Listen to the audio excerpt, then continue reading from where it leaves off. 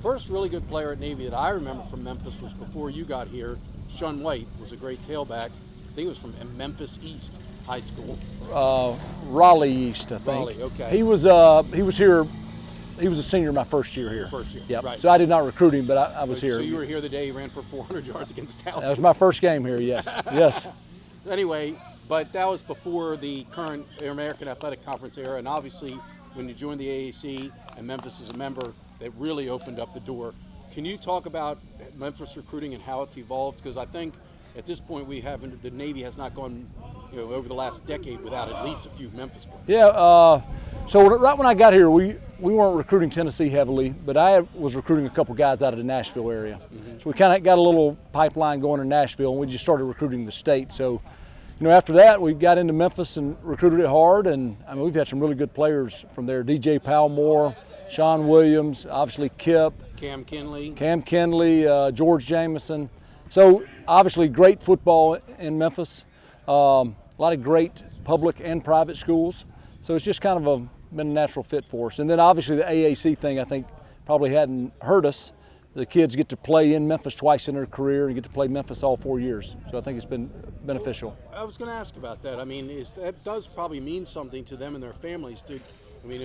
It's easy to get to the Liberty Bowl, so if they know twice during their careers they're going to be able to have their whole family go and see them without having to travel too far. Right. I mean, that's got to be a selling point. It is, and I think it really matters when you start recruiting against other academies, because you can guarantee a kid you're going to play in Memphis twice in your career, in front of your family, in front of your friends, in front of your high school, and most likely you're going to play them 4 times during your career. So I think it's been beneficial for sure. So how often do you try to get down to Memphis? I mean, I know you have certain recruiting cycles where you're on the road, but I mean, how often are you able to get down there and actually get into schools and build those relationships with coaches that you really need to do? Yeah, every year in spring recruiting, I spend a significant time in Tennessee. Mm-hmm. So, whatever it takes me to recruit the city. So sometimes it's 2 or 3 days, sometimes it's a week. So every spring, and then as we start recruiting those kids, we're going to be back there in December, back in January. Mm-hmm. So we're down there every recruiting cycle. Visits, yes, right. For sure. So what are some of the big schools that almost like are a can't miss, got to stop by there because they're loaded with talent, and maybe they're top tier guys, maybe going Power 5, but they got some secondary guys right. that are would consider Navy? Well, just think of the schools that we've gotten people from.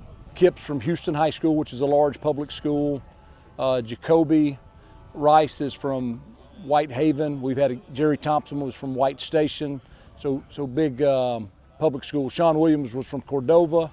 Yeah, I've heard that. Right. Yeah, and then the private schools, Memphis University School, Briarcrest, Christian Brothers, where DJ Palmore came from. Right. So those just off the top of my head are some of the schools that we always hit every year. Right, so you mentioned Jacoby Rice, because I was trying to figure out from the kids who were from Tennessee who was from the Memphis area, and I wasn't familiar with the schools.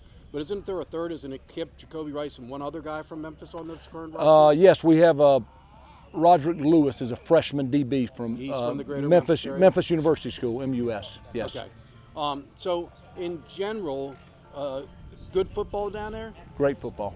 Really? Everybody in the country's in Memphis recruiting. Oh, they are? All the SEC schools are there. Everybody's there. So, no, it's great football. Right.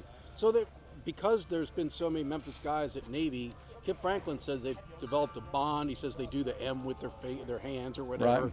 Right. Is that kind of cool that because there's always been 2 or 3 Memphis guys on the team that they've kind of developed a unique, and that's got to help the recruiting too. Right. When you bring them here on a visit and they, tell Cam Kimberly, here's Sean Williams. You probably remember him from high school. So the cool thing about Memphis is it's a city, but it's not massive. It's not huge.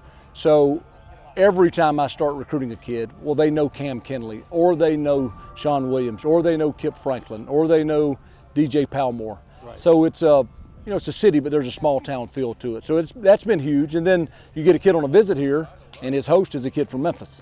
So you make those connections when the kids visit here. Right. Well, last not the least, changing gears a bit. Okay. The OFA offensive line, were you disappointed with the effort in the open? Oh yeah. I mean, how could you be proud of that performance? We didn't play well.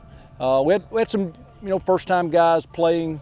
Give Delaware credit; they played well. They were an experienced bunch. They kind of changed up some of the things they were doing, and unfortunately, it caused our guys to play slow. So I was not pleased. It was not a winning effort, obviously. So, How do you correct that, Coach? well, we keep coaching them, and obviously, hopefully now guys have experience, and we have a young, talented group, and they are going to play really, really good football this season. Now, we need it to be Saturday. We need it to be this past Saturday. So it's growing pains. We're just going to keep pushing and keep coaching them. The beauty of coaching here is these kids respond. Right. So we've been really tough on them. We don't beat around the bush. We tell them exactly what we thought about their performance. We also tell them what we think about our performance. Obviously, when they don't play well, it's always a reflection on the coaches. Right. I mean, it just is. It's the business we're in. So we're going to do a better job. They're going to do a better job. We're going to play harder. We're going to be more physical this week. And going forward throughout the season, we're going to continue to get better. I don't know if you're aware of this fun stat from Scott Strassmeyer. With your next punt, you qualify for the career average list, and if you have a good punt, similar to what you've been doing like last week, you will be the career average leader at Navy. What do you think of that? Yeah, I mean, I think coming from last year, which is my first year, I got thrown in there, what was it, second game of the season. On-the-job training, right? Yeah, and I don't know if anyone knows this, but like in high school, I was recruited as a pure kicker. I mean, Place kicker. Right, yeah, so I didn't even really have thoughts of punting, and then I came in, they're like, we really need a punter. And so I pretty much just learned on, I mean, not learned, but got a lot better really quickly. So I think if you went back and looked at my stats, they're not great to begin the season, but they got better. So hopefully I can carry that momentum into this season, just keep it going. So let me get this. So you went to school in Fort Worth. Fort Worth, What yeah. high school was it? Nolan Catholic. Nolan Catholic. Yeah. You were not a punter there? I punted, but it was like, in the Secondary to kicking your punting place world, kicking? it was secondary to place kicking. So on that note, how did you get into being a kicker punter? A lot of the guys that I've interviewed at Navy that Yeah. have been good punters, Pablo Beltran and others, Joe Cardona, long snappers in the NFL, they went to the Cole Yeah. Academy for special teams. Did you do Yeah, that? yep. So there's two big camps. There's Cole's kicking camps and then Chris Saylor. Yeah. I went to Cole's, and a lot of people will say, oh, it's not worth the money and all that. But for my year, I had the COVID year of recruiting, so we didn't have college camps. You couldn't come out to Navy's camp and show what you had. So those rankings were that and film was the only thing you had. So luckily, I was pretty well ranked kicking wise, but I wasn't even ranked punting. Right. I mean, there's 150 guys listed, and I wasn't even on the list. So that just shows you did not mess around with that in high school. So how have you? I mean, you had a phenomenal day against Delaware, average-wise. As you mentioned, as the season went along last year, you just got better and better and had some really big days. What was it? How did you develop? I mean, it just as with more and more reps in practice, you just got better at the technique of punting. I mean, I know like it's totally different than kicking, and I'm guessing that without having to bother with kicking, being able to focus on the punting. Yeah. That the big thing with kicking and punting, it's really hard to do both, especially on your body. Yes. And since being here, I've been pure punting. So every day at practice, I'm just working 30 minutes of drops, 30 minutes of actually kicking it. I can do a lot more drill work when you're not having to kick too. So I think that's what's allowed me to improve really quickly. And the backup punter, Kellen, he's got a big leg too, and he's fundamentally a lot better than I am. And so he's taught me a lot, and then I've kind of just used athleticism and some of those fundamentals to grow. What about the directional kicking? Because it's funny, Pablo Beltran was a great punter here. Yeah. And we had him on our podcast today. We were giving him a hard time saying, Riley Riethman's going to break your record for career average here. Yeah. And he's like, Riley Riethman doesn't have to directional kick like I did. Yeah. But you do directional kick. We do. I'm not great at it. I'd say that's probably my weakness, and that's something I'll work on this year for sure, because like coming up from Memphis, I mean, they've got one of the best returners in the country.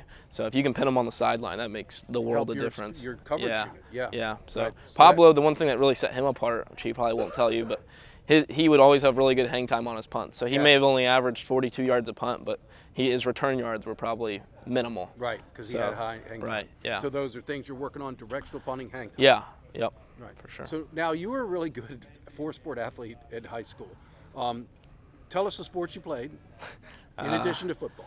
All right, so football, soccer, golf, and track. So what is soccer, a spring sport?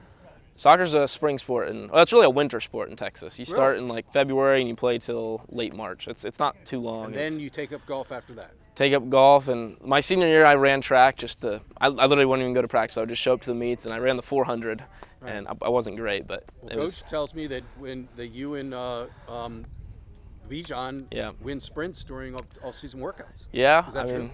Well, once everyone else gets tired, we got some energy left. Then we start winning, but I'll take that. So now, we believe that you won some big golf event, some like Texas Amateur. Can you tell us what that was and when that was? Yeah, so it was a Maryland amateur event. Oh, it was here. It was here. It was gosh, what course was it? It was up north of Baltimore. And yeah, I think I shot 68, 4 under. No kidding. And I mean, I'm like a. Do you remember what course? Yeah, it was. Wasn't Caves Valley, was it? No, it was. Gosh, I should know this. I don't remember. I could look it up, but. Pine Ridge? No. Okay. Well, figured if you could tell Mr. Strauss Yeah. if you remember. But yeah, that's pretty darn good. Well, that's why I hear you're teaching Ty Lavatai and Mikkel. Yeah, Haywood how to play. there's some good players too. That's Really? I would say this summer. I mean, I knew like 5 kids on the team that golf, so we would go out, and then by the end of the summer, I'd go out there, and I mean, we'd have 5 tee times lined up of Navy football guys. So That's pretty cool. it was really cool. Phil? Yeah, just going off the golf quickly, how has your experience playing golf impacted you as a puncher, whether it's staying calm, breathing, all those types Yeah. of activities? I would say it's probably more of the reciprocal of that. I'd say the punting's helped my golf game.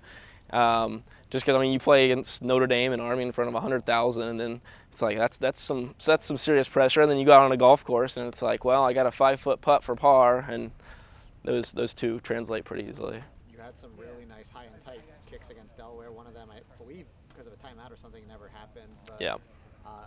as your dad pointed out, like a lot of the American punters are some of the best in the country right now. Yeah. Just being with such a select group, what's that like for you? Yeah, it's definitely motivated me to get better. I mean, last year I think I was ranked 4th or 5th in the AAC, which after having the average I did, I would have thought I would be a little bit higher. So, and you see, I mean, we're not even a Power 5 conference, and yet I think we're leading the country right now in net and gross average, which I mean, That's a whole lot yeah, of punters, yeah. which is I think it's good for me as a punter. You know, I see these people every week, and it's like, dang, he's averaging 50 yards. I need to step it up.